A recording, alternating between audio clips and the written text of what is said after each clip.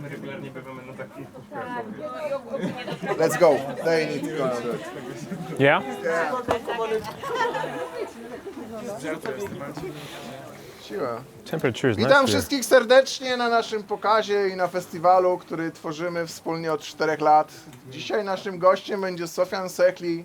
Ja nazywam się Marcin Grodziński, jestem twórcą maratonu Ultralajkonik, a także ultra-wytrzymałościowy. Ze mną jest Christian Wagner, który tworzy wspaniałe rowery Grind Cycles. I obaj wprawdzie jeździmy na maratonach, ale nie w takiej ilości, przez tyle kilometrów, nie przez tyle maratonów, co Sofiane. Sofiane pochodzi z Francji, mówi po francuski, po angielsku, więc I will be talking in English as my French is not available. Sofiane przejechał mniej więcej 200 000 kilometrów, zwiedził 50 krajów, 25 maratonów jestem w stanie wymienić, które jechał.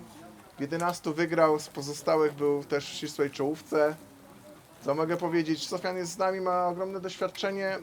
Opowie nam o tym, jak bardzo trudno jest jechać maraton i jaki trzeba mieć setup w głowie, żeby to wszystko się udało. I w trakcie tej prezentacji, prelekcji będziemy mogli zadawać mu pytania po angielsku. Jeżeli ktoś nie umie, to będziemy z Christianem tłumaczyć. Także Sofiane, witamy Cię serdecznie w Polsce. Welcome in Poland and let's start our speech. Yep. Thank you. Thank you for all the kind words that you said about me and that I did not Probably understand. it was the same what I send you in English. And I hope that they were really kind words Yeah. because I could not understand them. So, as you said, my name is Sofiane Sehili and I have a kind of a weird job because I'm a professional ultra endurance cyclist or bike packer or what you want to call it, adventure cyclist. And it all happened by accident. I decided that one day I wanted to ride my bike to go 50 kilometers away from my house and then 80 kilometers, and then I was on a trip. I was on a trip with a backpack somewhere in Thailand, and I decided to buy a bike. And I was like, it's only $100. If I don't like it, I can always sell it. And I stick with this bike for another 7,000 kilometers. And I completely fell in love with just moving as fast as my legs allow me to do. And it kind of changed completely my life from this moment on. And I didn't realize what was gonna happen. But a few years later, after a few more trips that I did in Southeast Asia, in Iran, in Turkey, something kind of was born in me that I needed more. I needed to turn this desire of traveling the land with my bicycle into discovering some things about myself. And I started hearing about ultracycling, about bikepacking.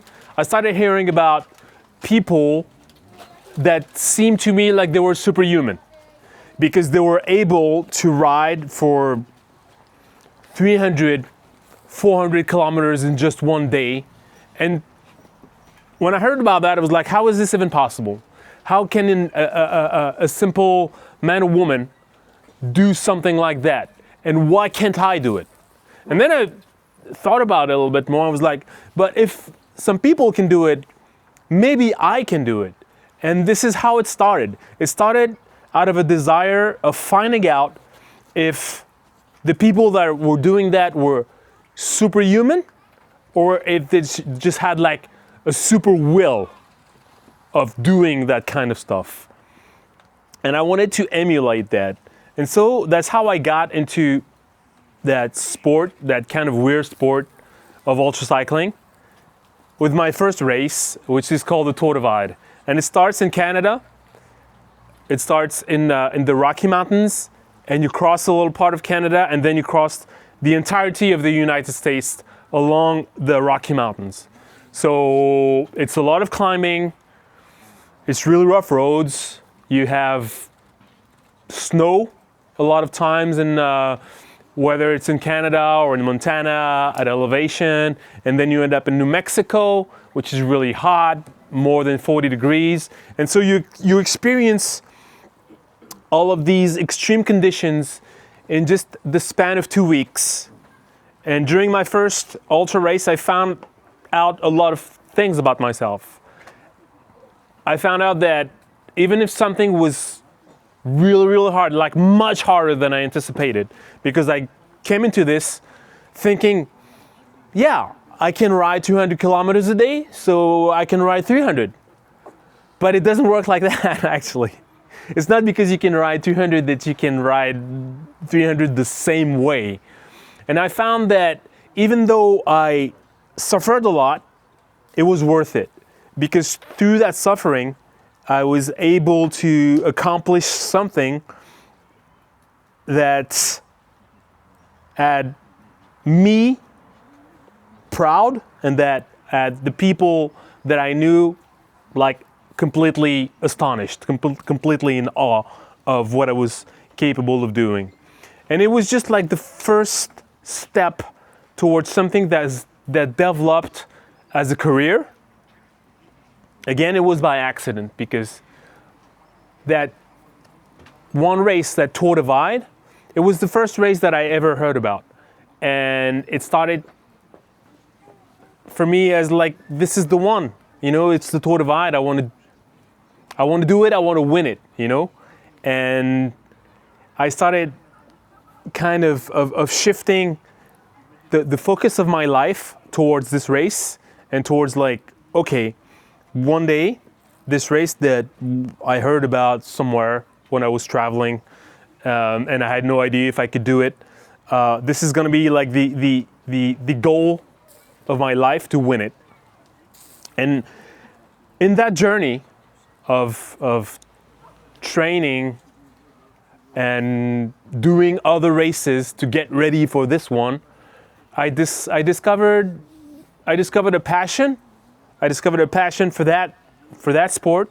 I also discovered a community of like-minded people that came to the sport because it is a little bit special there, because it's a sport where, sure, we do compete with each others, but we first and foremost compete against ourselves.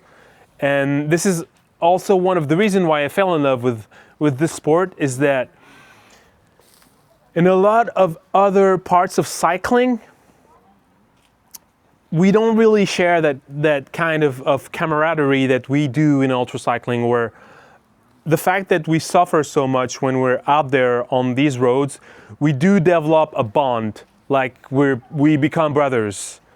Because even if I'm riding with some guy and he wants to be first and I want to be first, we know that it's not going to happen like now. It's going to happen maybe in 5 days, maybe in 10 days.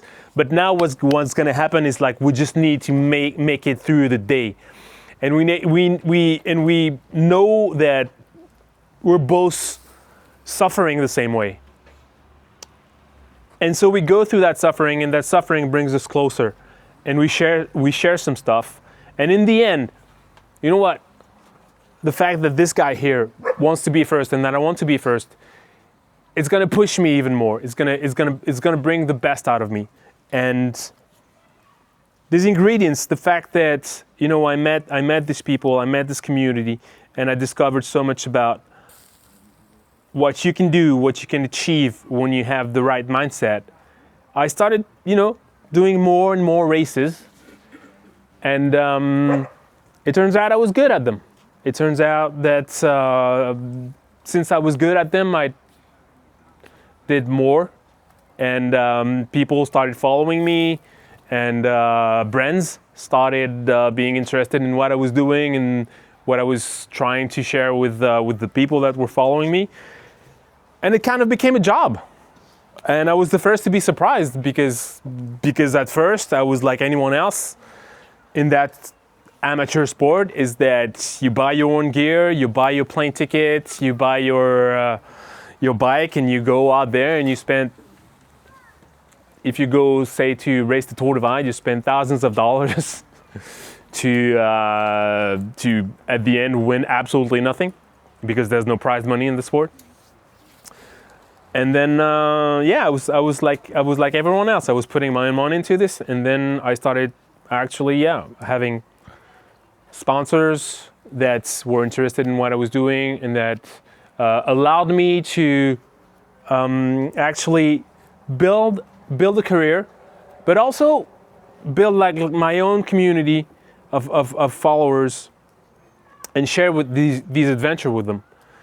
And ultimately, after much trouble due to COVID mostly, I was able to go back to that Tour Divide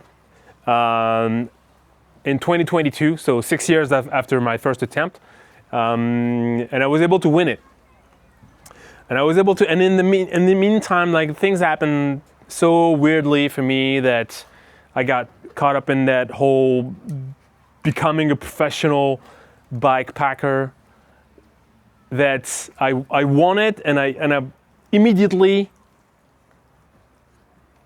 went on to think about the next race, because I kind of had forgotten that the Tour Divide was kind of the big goal of my life, and now my life was something completely different. It was about, being the best ultra racer or stuff like that. So I went on, won more races, and in a way,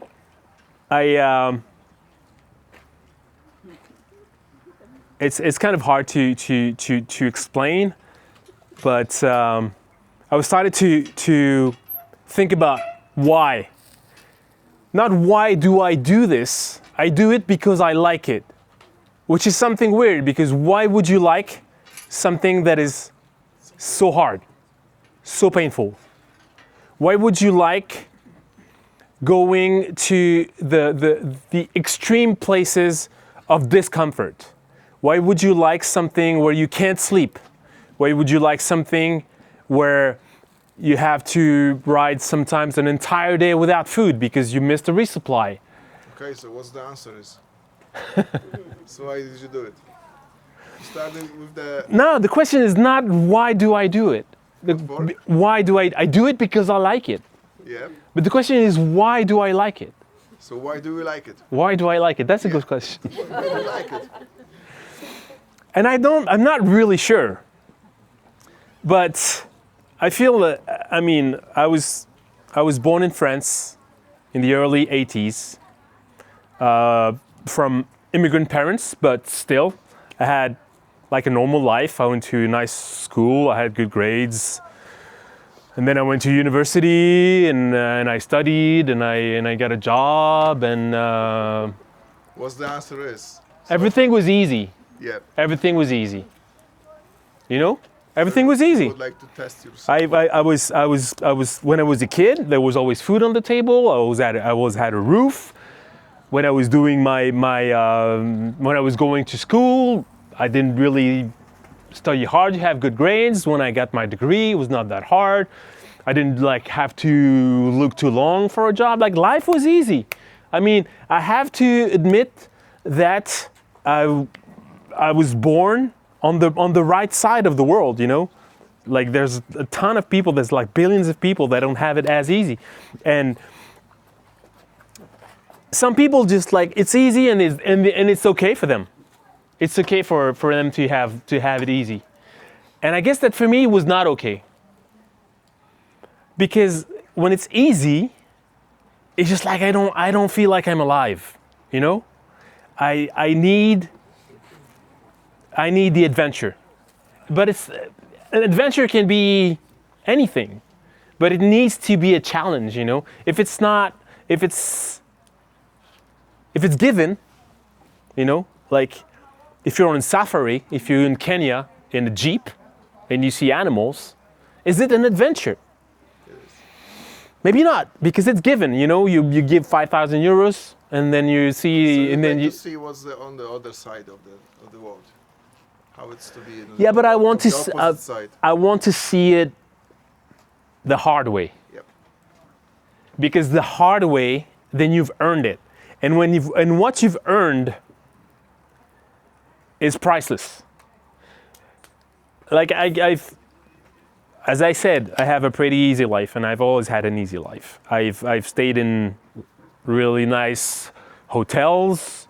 I mean prior to my You live in bikepacking Paris? career. Yeah, I live in Paris. It's a beautiful city. Luxury is everywhere. Not that I can afford it, but I've one of the best memories that I have of a room and a meal, despite all the fancy places where I've been, despite the fancy places like in Italy or in Morocco. One of the best souvenirs that I have is I was in Tajikistan in the Pamir Highway. The Pamirs are mountains that are some of the highest in the world. And I was riding there, and I left really early in the morning, and I wanted to make it really far, like 250 kilometers and maybe a little even more. And I had one of the highest pass that I'd ever climbed in my life, 4,600 meters to climb to get there.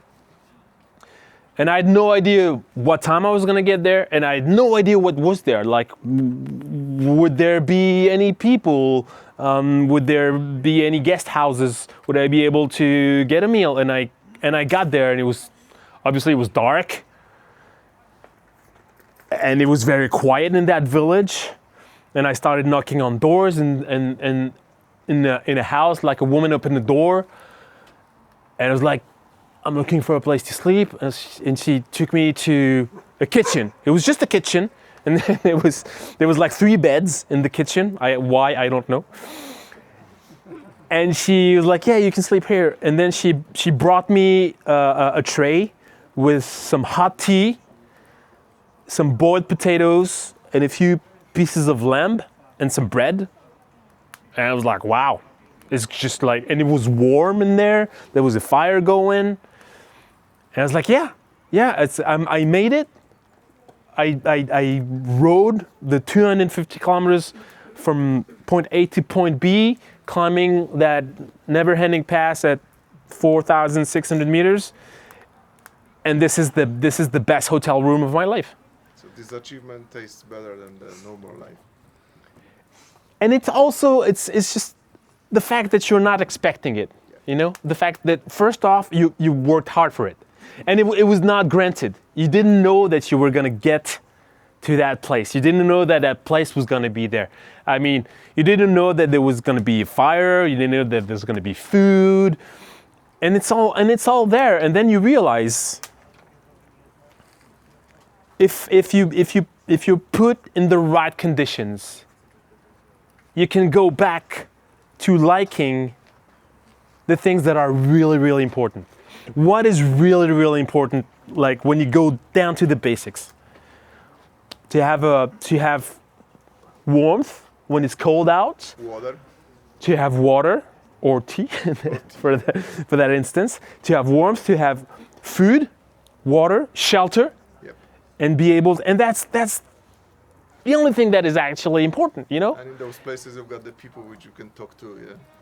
You are not Well, alone. I unlike many of you, I don't speak Russian, so it's a bit complicated for me in Central Asia. but the thing is, when you put yourself in these conditions, when you go out somewhere that is remote, foreign, and you ride,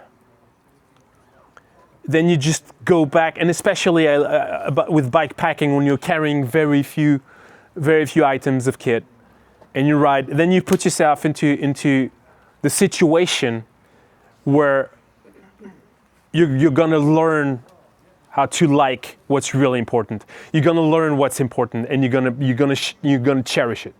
You're gonna be like, I mean, I used to live in Paris. I would go out of my apartment and I would walk in the streets, and there would be the best restaurants in the world, the best bakeries in the world, the best hotels in the world. Everything was the best in the world. I didn't care for that. What's the point? What's the point of just like going out and I mean, of course it's good, but it's not as good as like a dish of potato in somewhere in Central Asia at 11 p.m. because Scrambled eggs. Warm or scrambled scrambled eggs. They didn't have scrambled eggs, but eggs. Oh, yeah. that would have. Yeah, good. Yeah, that's Morocco. You can find that's Morocco.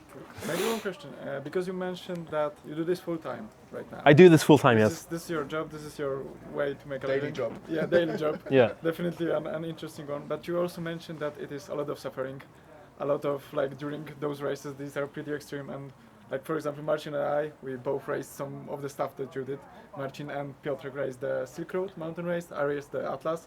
And we as amateurs, as beginners of like such trips, these are the events that destroy us. Like it's something that we recover for weeks later. When you do this often, when you do this like on daily basis, like you repeat those in like every month, every couple of weeks, do this like affect your body? Or is it something that you get used to? Like that it doesn't like affect you as much when you do this so often? It varies from people to people.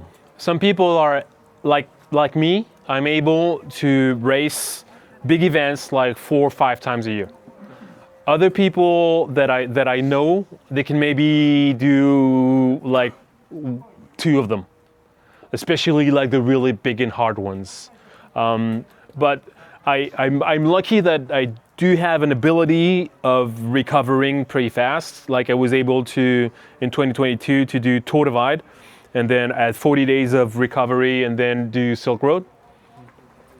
It was not ideal. I was not like 100% when I did Silk Road, but I was still able to win. There's a lot of It's okay. It's okay. But no, for me, it's also the way that I race is since I race with very little stop, but not necessarily pushing really hard. It's also easier to recover from that kind of effort. It would be harder to recover from an effort that would be about pushing hard all the time. And you mentioned to me that you've been twice in Tour Divide and you've been 3 times on Silk Road mountain race. And the question is, why did you do it again and again, the same track? So there's 2 different reasons. Tour Divide, I really wanted to win it. It was because that's how it all started. Yeah. That's how it all started. I was somewhere in Cambodia. It was my first ever bike tour. I picked up a book. In the book, I read about the Great Divide, and I was like, one day I will ride this track. It's just a trip. It's just a bike touring trip that anyone can take. It's called the Great Divide. And in 2014, so a few years after that, I tour that Great Divide, and then I hear about the race. And when that happens, it's about, I don't know, day 2 or 3, and I'm having the worst time actually touring this track because it's much harder than anything I did before. And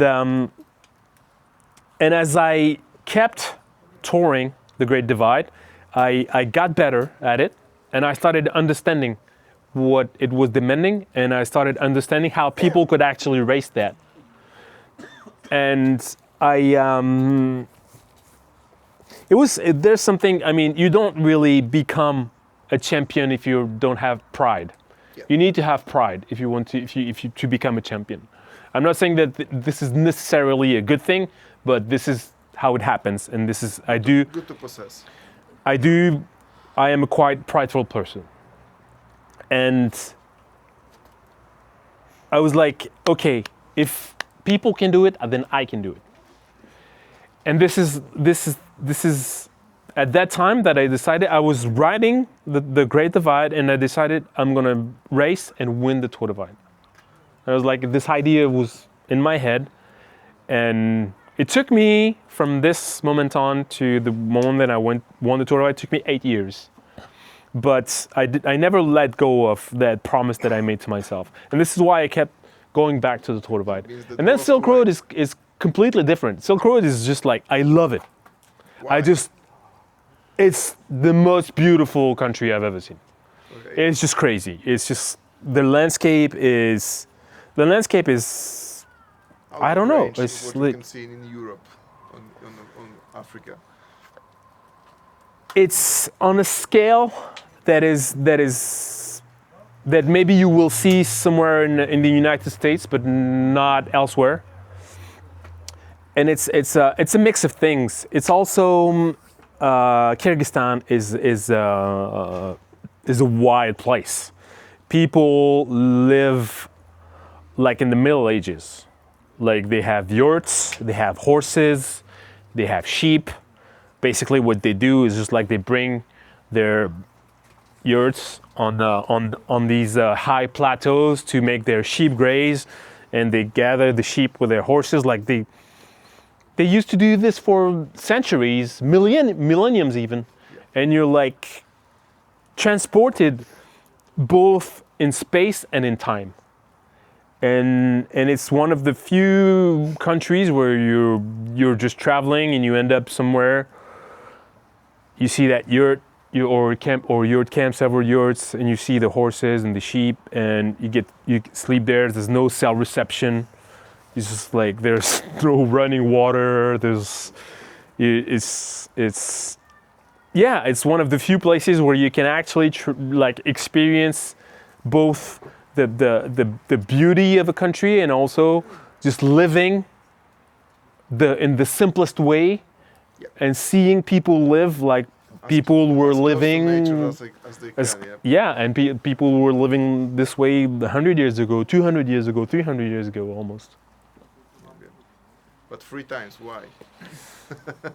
Because first time you told me about the views and the first time times. I did it and I won, but I wasn't really happy with the way that I won, because I thought that I could have done better. Okay. So it was a win, but it was not. I was not really proud of this win. So I was like, okay, I'm gonna go back and I'm gonna do things better. Okay. So I went back. You've been sick. And I got sick. I got sick at the start. I still managed to win. But then I was like, okay, I did it twice. The first time I had mechanicals. The second time I was sick. So I want to do it the third time and then clean, you know? I want to do it like no problems. Just everything goes well and I have a good time and I win. And so that was the third time. And the third time I start. After 20 minutes, I take my phone to put it in airplane mode, and as I go to put it back in my pocket, it just drops on the floor, and a few people ride on it, and then here I am. Looks like 20 minutes in, no phone. And then after 1 hour, I'm like in the aero bars, in a peloton, and like big pothole, I don't see it. Go straight in it, and I end up crashing at probably 35 kilometers per hour. I'm on the floor, all cut up and bloody, and I get a headache, and I'm dizzy, and I'm like, I can't really have it good here. I can't really like have a nice, normal, uneventful Silk Road mountain race. But yeah, after that crash, I broke my derailleur hanger, so I had another one, fixed the derailleur hanger, and I decided, okay, I don't know if I can keep going, but I'll keep going. Well, yeah, I'll ride without a phone and maybe with a concussion, and we'll see. And yeah, I won again. In Poland, we said that doesn't matter what the plan you've got for the track. It matters what the track the plan got for you. Yeah, so it's the same. So maybe I'll go a fourth time, and this time will be like nice, with the phone and no crash and no illness and no mechanicals. And also, you mentioned to me that there's a good idea to be on the track again and again because of the views. Because some of the views you missed because of the night. Yeah. And next year you've been in the same spot. But in different time, yeah, like that's the morning or the evening. That's the one thing that I don't like about this sport, is that you ride a lot at night, and so you miss a lot of the scenery, especially in races that are early in the year, like Atlas Mountain Race in Morocco in February. As you can witness The nights are so long. 12 hours 12 of hours, yeah. darkness. It gets like dark at 8 p.m. and it's dark until 8 a.m. Yeah. It's so long. And so you miss a lot Yeah. of the scenery. Actually, I looked at some footage from like fellow YouTubers and stuff, and I was riding the same route but like different Yeah. sleeping schedule and stuff, and I was like looking at the footage and I couldn't recognize the stuff I was riding, and I was Yeah. like Where was it? sometimes even like scared, like what was I riding during the night, like those all of those like huge cliffs and stuff. Yeah, so that's true. The nights are long. That's one thing that is not very pleasant about bikepacking, like competitive bikepacking. And especially for me, because early in my career, the way that I was able to win a lot of races is by not sleeping. And by not sleeping, I mean I was able to ride for like 4 days with 2 hours of sleep. And Total or daily? total, 2 hours for 4 days. like 96 hours, 2 hours of sleep. Okay. It's crazy. So it means like first night, no sleep, second night, no sleep, third night, 1 hour, fourth night, 1 hour. And is it something like you can train with Yeah. time and experience? Yeah, you can train that. Okay. Yeah, of course. So it gets better. Like if you It don't. does, yeah. How at do you, first- how do you train that? Like it's By not sleeping. but like do you do this like in your daily life, or is it just something that you do during the events? Plays a lot of in poker, so I will tell you my secret. So my father was a florist. Okay. He was working on the market, and every Sunday he would wake up at 6 a.m. to work on the market. But there were a lot of clients, so he needed some help, and he had some help at home, his son. So every Sunday he would wake me up at 6 a.m. because I had to go work on the market. See, I said that I had an easy life. It was kind of easy, but it was not like always easy. But I mean, from waking up at 6 a.m. to not sleeping for 4 days, it's a lot. Well, I was a teenager. I was 18. somehow you have to start it. Yeah, probably. I was 18, so on Saturday nights I was not staying home watching TV. I was going out with friends, and we were having a few drinks. Secret. And sometimes instead of going home at midnight, I would come home at 4 a.m. So that's 2 hours of sleep. You sleep 2 hours and then you work your shift on the market for 6 or 7 hours. And reminds you of flowers. Yeah. I like flowers, yeah. In a Kyrgyzstan where there's no flowers. Very little flowers in Kyrgyzstan, yeah. Does So the perfect anything training is going out with friends, not training, just not sleeping. The perfect training, party. You go party hard and then you go to work. Exactly. And you do that. And then you're like, all right, no. This is how it starts. Okay, does anything scares you on the races? Did you Cars. have any fear? Honestly, the only thing that really scares me is cars. Cars. And this is why I mostly race off-road, because off-road there's not as many cars. Okay. But being scared, Yaks, grizzlies, no. grizzlies, not really, bears, not really, dogs a little bit. I was not really scared of dogs, and then I got bit by a dog in Greece, like really badly, and they almost killed me. Well, they didn't like almost kill me, but they seemed like they were about to kill me. There was a pack of sheepdog. But no, it's not. I'm not really afraid when I'm racing. Being alone? Oh no, this is why I do it. I love being alone. Okay. No. Honestly, this is why I go to Kyrgyzstan, because in Kyrgyzstan I know that I'm really alone. There's nobody there. No. This is why I love Kyrgyzstan, because like it's beautiful and you're alone, like completely. No, I mean again, I was born in Paris and I grew up in Paris and I spent 40 years of my life there, and you can't be alone there. It's impossible. It's impossible to be alone. So whenever I go out on my bike, the thing that I want the most is being alone. I'm never afraid of being alone. This is what we are looking for. Yeah, this is exactly what This is what I'm drives you seeking. to go from far and far. This is why I'm attracted to the races that happen in countries where very few people live. Like I went to South Africa, Namibia. Of course, if you go to the Atlas in Morocco, it's pretty deserty as well. Tour divide. Like if you take the population of British Columbia, Montana, Idaho, Wyoming, New Mexico, and Colorado, it's less people than Paris. Yeah. I mean, the city walls. And that's probably 6 or 7 times the size of France. So very, very quiet. And this is why this is why I go to these places. And you can be sure, like, if there's a race in a really quiet place that happens, that I'm going to be there. Maybe a small off topic, because like those events, they involve a lot of planning and like also planning of gear, your bike and stuff. And do you, like, for example, when I was planning my rig for the Atlas race, I was planning it for months. Like it was, I like experimenting with stuff and like checking new things and like finding the best solution. Are you also this way, that you like to experiment with gear, or you have something that you have like really that you are like really used to? Something that works for you and you stick to it, or do you like to like experiment with new gear and stuff? So I would say that in a way, I'm the exact opposite, in that I don't like to think about that stuff really far ahead, and I don't like to obsess about that stuff. But I like to experiment. But like if I have the idea, like going to the Atlas with a gravel bike this year. Gravel bike with a suspension.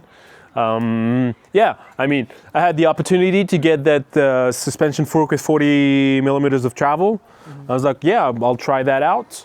And I tried it in a previous race, and then I liked it, so I decided to go with that again. But I'm not very into planning.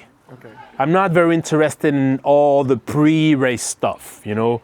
I'm not into research. I don't research the races much.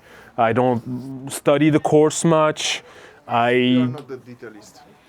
No, not really. No, because that's not the way that I travel. That's not the way that and this is not why I travel also. When all that stuff started, it was because I wanted to discover stuff on a bike. I wanted to discover. Normal, like that when you are overthinker, that you are staying in the same position, not moving forward. Yeah, in the ultra races and in the life, you have to move forward. You have to. So this is the only thing that you can do. Plan as much as you would like to. I think you can plan, but if you know everything that you're gonna encounter, it's not as nice, because you don't have that element of surprise. Yeah. You know. I agree. And I think that's why I don't necessarily like to plan, because I like the surprise. And also, I mean, I don't do races because I like to plan. I do races because I like to ride my bike. And that's the thing that I focus on, riding my bike. And maybe I would be like a better rider if I planned Stop more. lying. But I don't like to do it. So. Okay. Ktoś ma jakieś pytanie do Sofiana? Śmiało. Yes. During the Silk Road mountain race, you 3 times, yes? Yeah. And first time you got a rigid bike. Yeah. Second time you got hardtail, and next time you got full suspension bike. Yeah. So I think the terrain was very hard. It's pretty hard terrain for sure. I asked before my Silk Road, Sofiane, did you consider any bike, even the full suspension with bars? And he said, wrote to me, dude, this is the mountain race marathon. So this is what you wrote me. Yeah, so I tried three different mountain bikes, and I think the best one was hardtail. Hardtail, because for me, full suspension makes sense when it's technical. Because when it's technical, with the full suspension, you don't need to be as accurate in the way that you're going to handle the track. It allows you to make a few more mistakes. But Silk Road Mountain Race is not technical. It's just mostly double track, and but it's really rough and it's really remote. And if anything happens to your bike, you're done, because there's no bike shops, and there's more moving parts on a full suspension bike. So there's more things that can go wrong. So for me, I would say go on the safe side. You don't really need the full suspension. The second setup that I had a suspension seat post, and that actually is better because the thing that hurts the most is the little vibrations, not the big ones. And the suspension, like a rear suspension, will help you with the big gaps, but you don't have many of this. What you have a lot is like the small vibrations, and like a suspension seat post is actually better. Are you more of a drop bar or a flat bar person? I'm more and more of a drop bar. I used to be like a lot flat bar, but I have to say that now, Growing on you. yeah, drop bar is. I mean, for certain races that are technical, definitely flat bar, like Highland Trail 550, Okay. or that kind of stuff, where you really need the control and the wide stance. But no, I like both. Yeah, for sure. And do you have more like background in mountain biking or road Absolutely not. No. cycling? Okay. No. I used to be like really bad at mountain biking. Like the first time that I rode the Tour Divide, I was terrible. I was absolutely terrible. I mean, and also I had a gravel bike. Like everybody had mountain bikes, and I was like with my little gravel bike, and I had definitely not enough stuff. And people were looking at me like I was the loser, like the guy that didn't know anything, that was never gonna finish. And in a way, I understand that because of course I didn't know anything. But the thing is, here, I was always gonna finish. Because that's what I do. I finish. Even How did you finish in your first Tour Divide? third. Third. Oh, Yeah. that's impressive. That was good. Yeah. But I was. But probably wasn't as competitive as it is now. Like most of those races, they like got more and more competitive. Of course, and advanced yeah. I mean, over the it was almost 10 years ago. And also, Yeah, like for your sure. level probably like got better over the Yeah, years. of course. Well, so. Yeah, thankfully. Otherwise, I wouldn't win any races. Yeah. You had a question. Yeah, I'm curious about your sport background. What, did you have anything before you started cycling? Actually, This no. level that you, I was. It's funny because I was never into sports. In school, I had no. In school, I had my little glasses, and I was into books, and I studied literature, and I would never exercise or do anything. And what happened is, for me, a bicycle was just a means of transportation. It was just a tool that would help me go from point A to point B. It would help me to go from my house to my school. It would help me to go from my house to my university, and after that to my house to my job. And that was it. And it was only when my job moved. At first, I had only to ride 6 kilometers to get there, and then 6 kilometers to go home.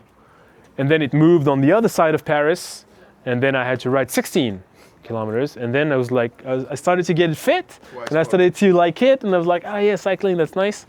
But I was never into sports. I mean, when I was in high school, or I was the worst. I was like a nerd, you know. When I was a nerd. so how it happened? You started from scratch and you're here. Yeah, I mean that's what's nice with cycling, because cycling you don't really need to learn it from a young age. Like swimming, if you start swimming at 20, it's over. You're never gonna be a good swimmer. You need to start when you're like this tall. 5. Yeah, dancing, like ballet dancing, it's the same. But things like trail running, or things that don't really need you to have some really good technique, then you can start at any age and be good at it. That's true. Yeah. That's why I'm saying it. Does anybody has a question to Sofiane? Will you sing for us something, or are you doing that just during races? Do you have any requests? No, but is it kind of you were to like kill the time or do not think of something? Or is So the first time that I did that is during the Atlas Mountain Race in 2020. So that's the race where I didn't sleep for 4 days. And sometimes I would I was riding and I was falling asleep and I had to find a way to keep awake, and so I would start singing, and I would sing. But it's very normal for me. I sing all the time. I love singing. I sing in the shower. I sing and it's like I just like singing. And I was singing on my bike just to be awake. And during this race in 2020, I was having a lot of fun because everything was going well. Everything was going according to plan. I had my plan of not sleeping the first 2 nights, and then to have this gap between me and the rest of the competition, and it worked. And I was on my way to victory, so I was in really good mood, and I wanted to share these feelings with the people on the other side of Instagram, and I don't know why I started singing, and I had no idea that it would be actually that people would love it so much because I am not a good singer, but yeah, I don't know. I think what people liked is that I was having fun. And they were seeing someone that was doing something extraordinary, and that was just having a good time and enjoying riding his bike. And I think that's why a lot of people related and still relate to what I do, is because whatever happens during a race, whether I'm first or I was gonna say last, but I'm never last. But I do it because I like it. I do it because I like riding my bike. Because riding my bike brings me joy, and I think a lot of people, not many people, can relate to what it's like to ride for 48 hours or 72 hours without sleep, and to like suffer, like have saddle sores where you can barely sit on your saddle. Not a lot of people know what it feels like, but most people know what it feels like to be out on a ride and just enjoy it and smile and maybe sing and just like be happy. And I think that's why it had such a big impact. For the people who afraid to start riding a lot or start riding a marathon, long distance marathon, what's the one advice would you give to them? Except to It's not all in be your head. overthinker. It's all in your head. Like I did this. I was gonna say a million times, but not really. I did it a lot. But I'm the same. If I go for 100 kilometers, after 40 kilometers, I'm like, wow, there's still 60 to go. I'm the same. But if I go for 250, I don't even look. After 150, I don't even look at my computer. I know it's no use to look at it, because it's just gonna tell me that it's just the beginning, and that when you go for 4 hours, after 2 hours, you're like, oh, another 2 hours. When you go for 12 hours, after 2 hours, you don't even think about the fact that you still need to go. And I think it's the same for if you're going to sign up for an ultra. You don't need to think about the fact that it's going to be 1,000 or 2,000 kilometers, or the fact that it's going to be 2 days or 4 days. Or 11. Or 11. I've raced for more than that, actually.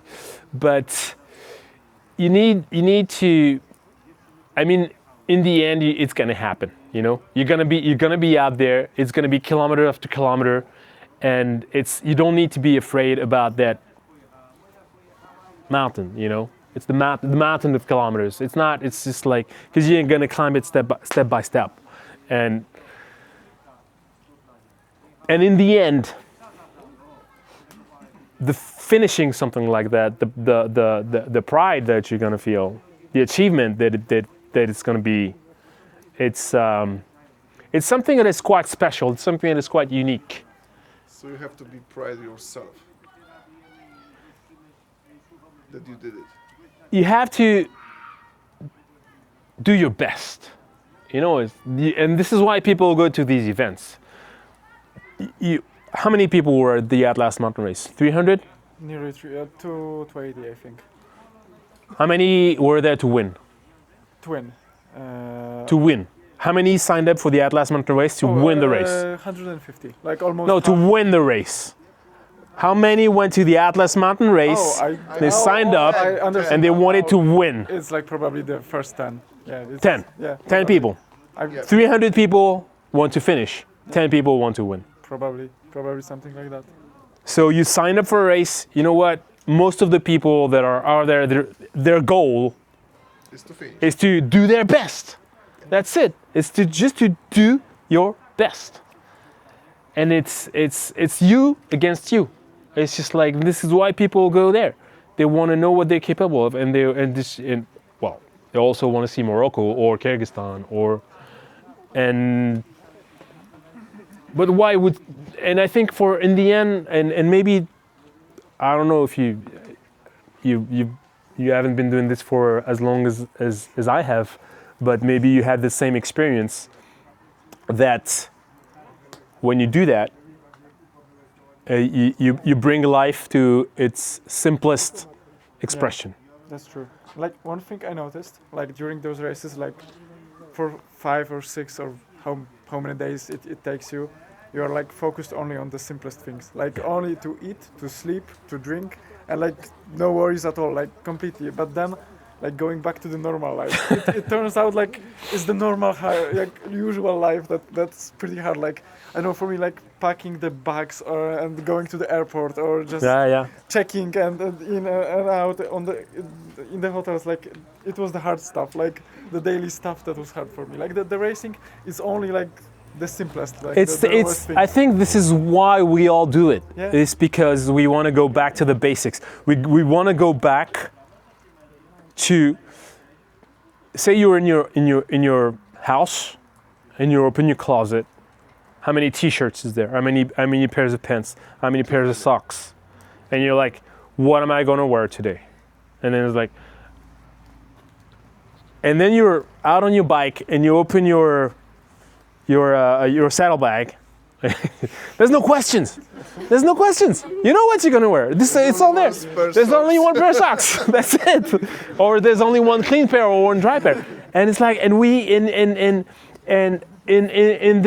these lives that we live that are modern and we have all the comfort and we have all the choices. Sometimes it's just a little bit overwhelming. Sometimes we just like think too much about, I'm gonna do this because then it's gonna happen like that, and then I'm gonna see these people. Oh, maybe I'll call them later, and then we go to this restaurant. Oh, but no, wait, we said we were gonna try this other place, but maybe we should have drinks there before. It's like,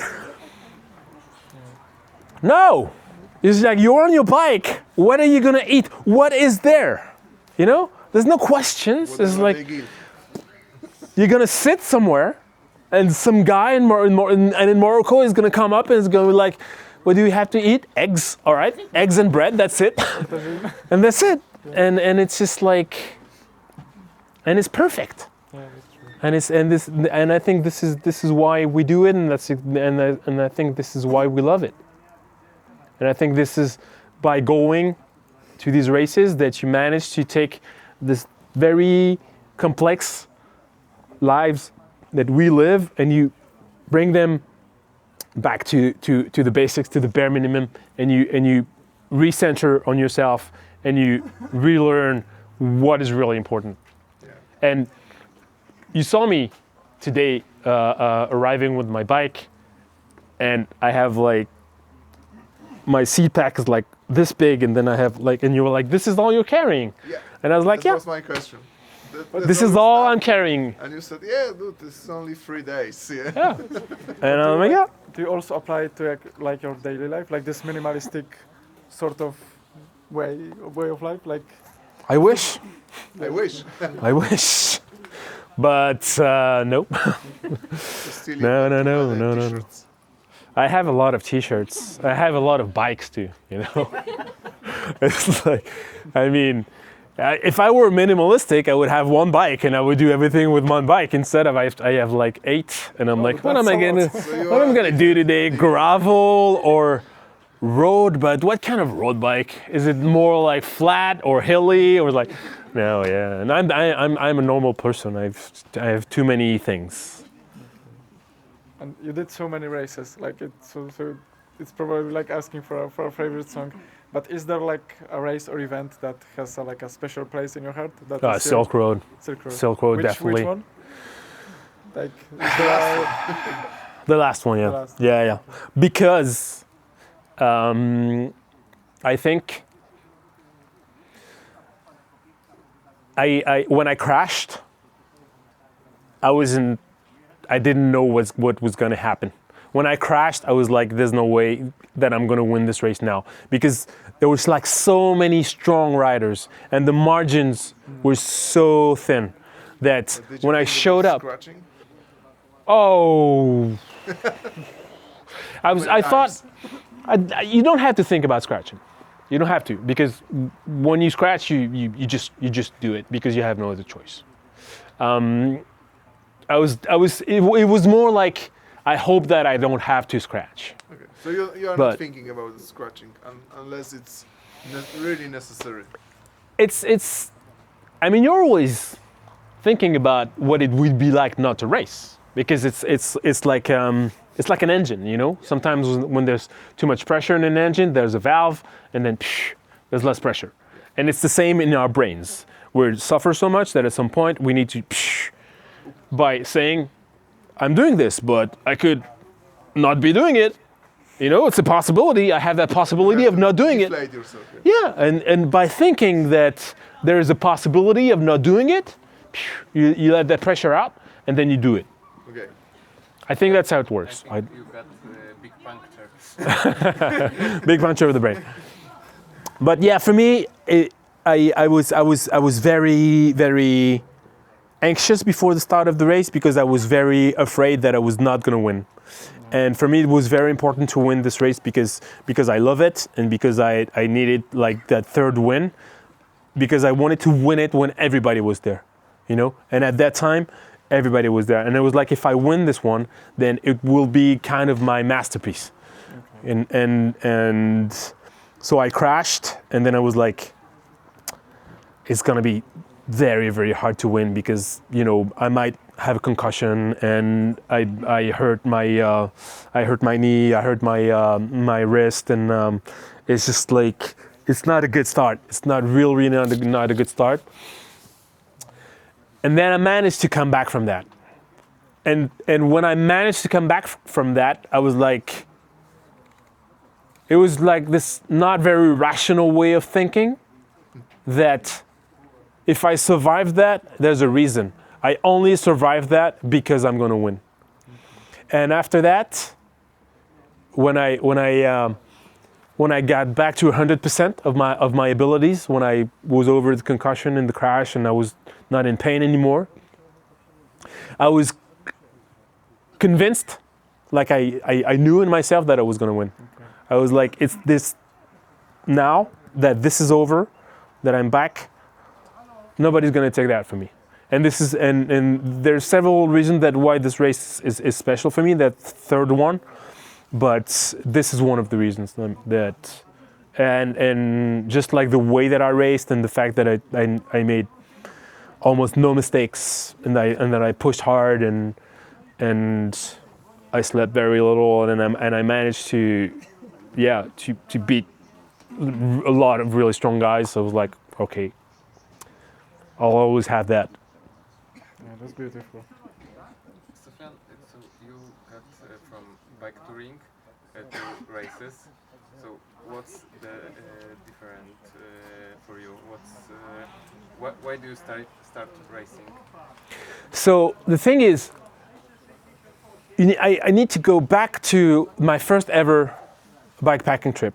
So it was 2010, and I had this mountain bike that I bought in Thailand for $100, and I was riding like 100 kilometers every day.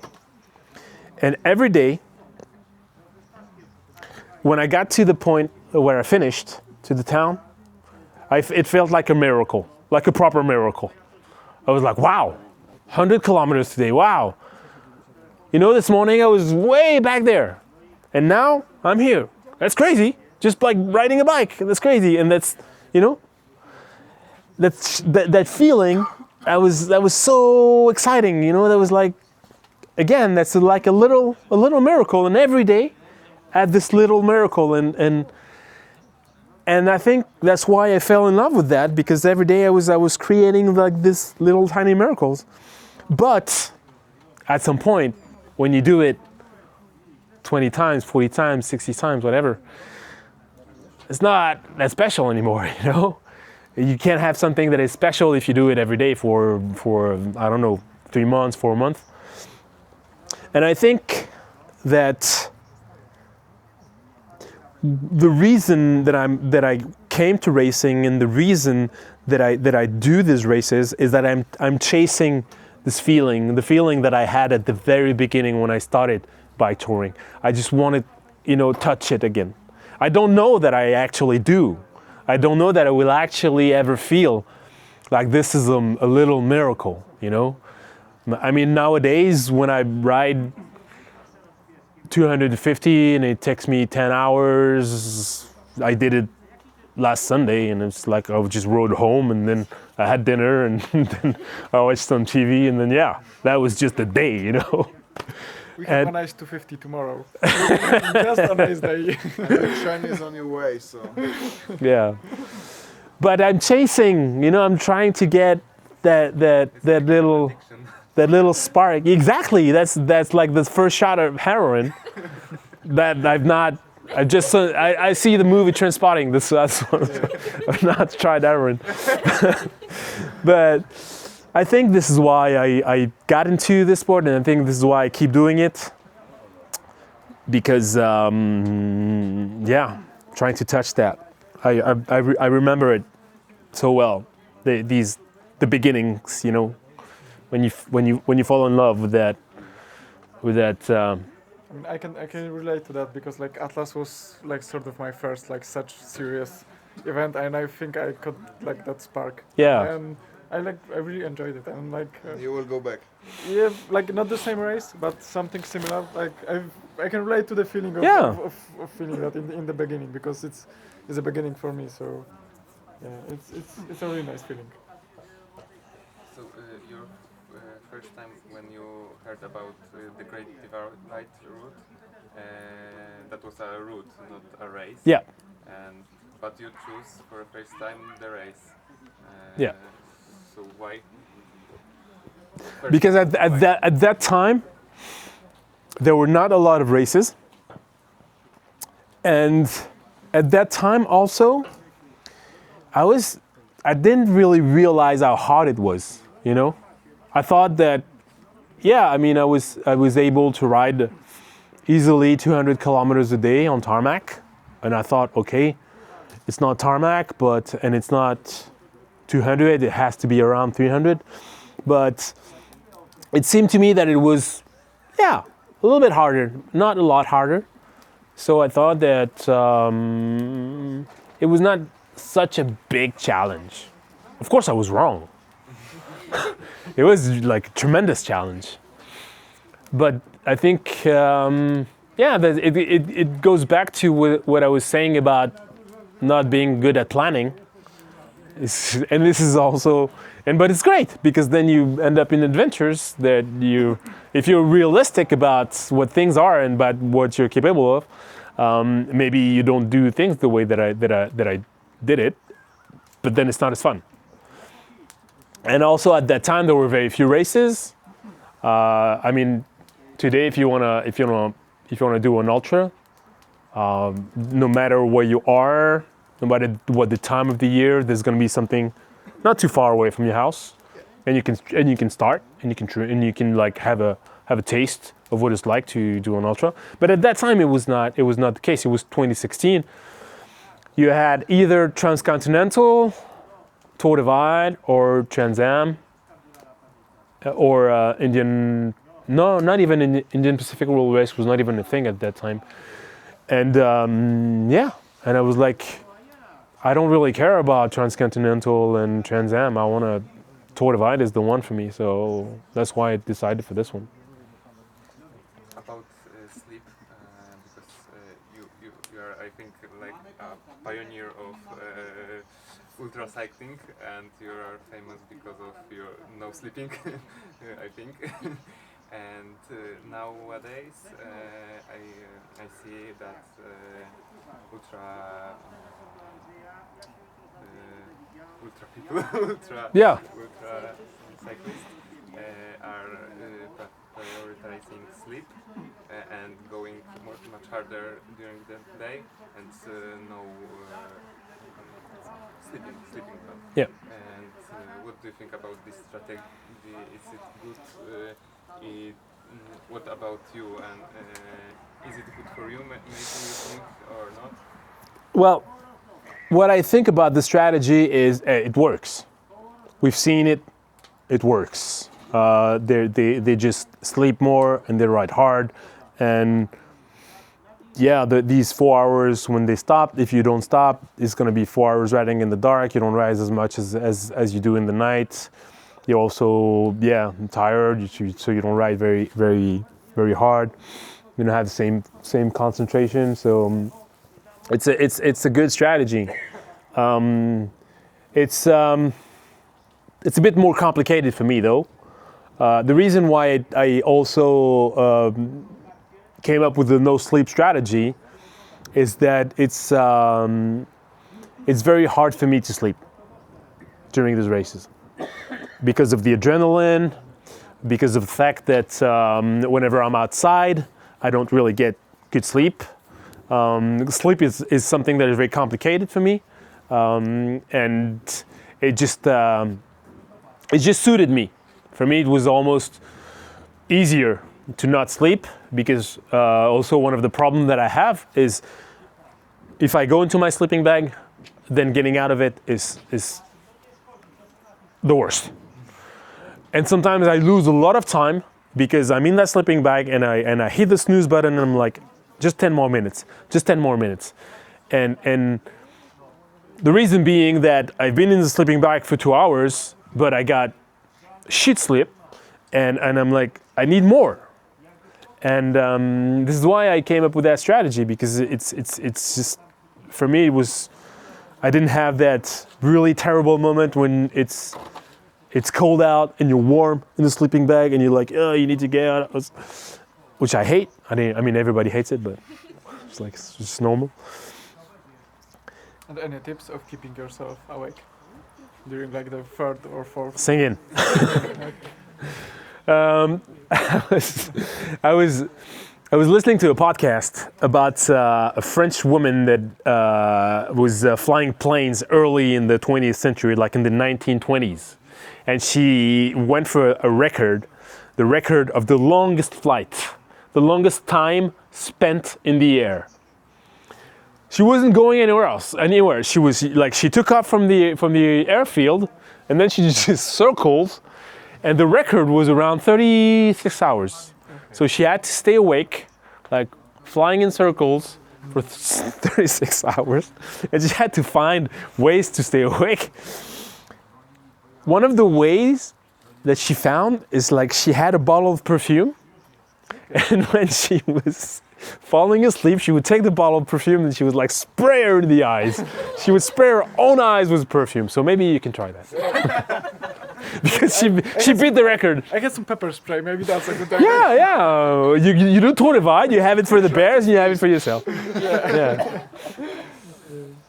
But like for me, at some point, like because I had the same problem during the Atlas that I in the first night obviously you don't sleep, but the second and third night I wanted to sleep 3 to 4 hours, just have the same amount of sleep every day, but it was during the night because of the nerves and the adrenaline, I just couldn't sleep. It was for me. I was getting into my sleeping pad and I was laying for half an hour, and I just couldn't sleep. So It's the worst, yeah. yeah, but then on the third night, it just all came. So and I couldn't just stop this. I was doing some adrenaline Yeah, tablets it's and horrible. and, Yeah. my heartbeat was going up, but I was still sleeping. I was at 140 and I was falling asleep. So it's really hard. I'm super impressed by it. No, to give a better answer, what I found during these races is, at some point, if you really can't stay awake, just sleep. That's what I do now. If I feel that I cannot stay awake, I stop, I lay down, I sleep for as much as I need to, which is usually around 15 minutes. I wake up, and then I get going. Yeah, I did the same on the last night, but I slept for 7 hours. I think I needed a bit more. An alarm. You put an alarm. Yeah. I don't need an alarm anymore, but you put an alarm.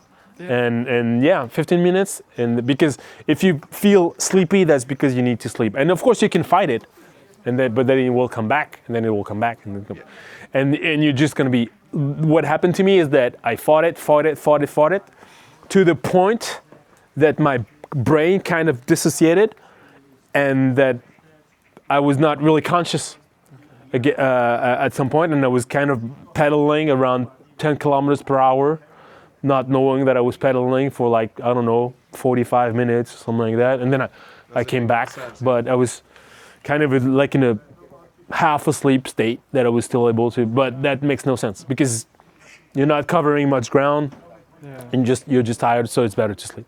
I remember one road that was 20 kilometers descent, and that's the worst. The day I would I would be going there 50k an hour, just flying, and during the night I was going 15, 20, and I was stopping every couple of hundred meters, and I was stopping just laying on my handlebar and sleeping. It's and it's not efficient. It's super. Yeah. During the day you would do it probably 3 times faster. Yeah, that's why it's sometimes better. It's just better to sleep. Do you have any cycling related dream, any race that you haven't done yet, or bikepacking? That I want to do? Yep. I'm going to the Balkans at the end of the month to do Trans-Balkan. This one I'm really looking forward to. There's also a friend of mine that organizes a race in New Zealand. I've been to New Zealand once, and it's beautiful out there. So I'd love to, but I was on tarmac, so I'd love to explore more of the islands on gravel or mountain bikes, off road, anyways. So and then there's always races popping up here and there that can be interesting. Your first race, it was Tour de White, or maybe it was one smaller race, or not? My first ever bike race. I mean, the first ever time that I was in a bicycle race was Tour de White. I didn't do any sort of racing before that, except for when I was a bike messenger and I did alley cats, but it's completely different. But yeah, and I never won. I think I won just one alley cat in my life. I was just not good at alley cats, because I don't know if you know the how it works. So it's like bicycle messenger races. We give you a sheet. On the sheet there are several addresses where you have to go. There are checkpoints, and at every address you get a stamp. And usually there's no order. You do the order yourself. And my problem is that I was really good at writing fast between the addresses, but I was not really good at knowing the order, designing the right order. so this is why I only, out of all of the alley cats that I raced, only won the one. But it's okay, because I won more important races. Overcome this first high cost. It's for amateur.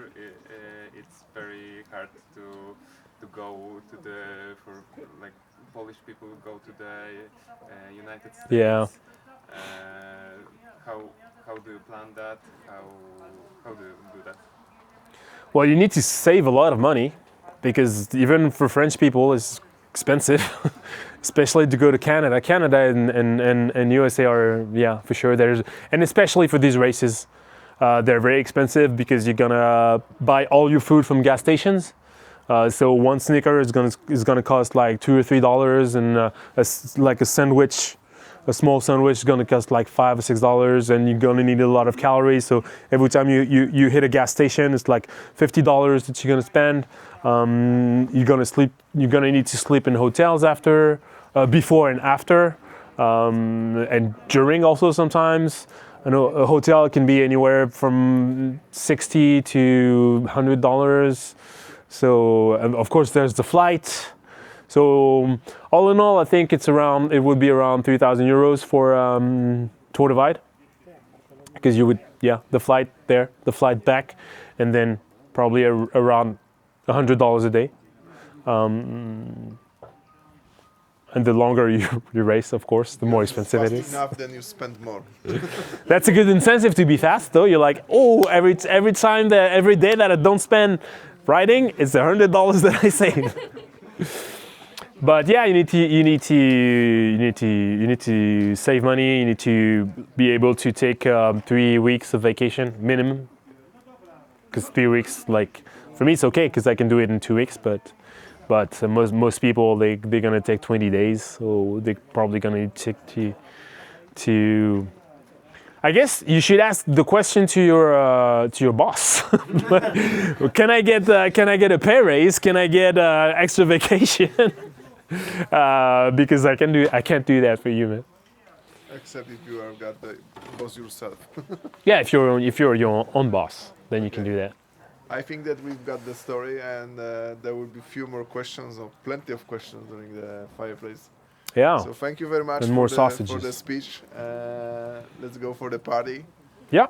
And you are warm welcome for next year if you would like to come and try the 1,000 kilometers track. I'll try not to sign up for any races before that. Yeah. And remember, there is the 250 tomorrow. Just a casual. Just in case. If I had a chain, if only I had a chain. I mean, No, the chain will there are come. a couple of chains right there. Okay. Dziękujemy bardzo wszystkim za tę transmisję. Mamy nadzieję, że technicznie się udało, a jeżeli nie, to też mamy nadzieję, że się udało. Zapraszamy za rok na kolejne nasze wydarzenie i festiwal. Na dzisiaj wracamy już na imprezę, wracamy do ogniska i do zobaczenia za rok. Dziękujemy bardzo. Thank you very much.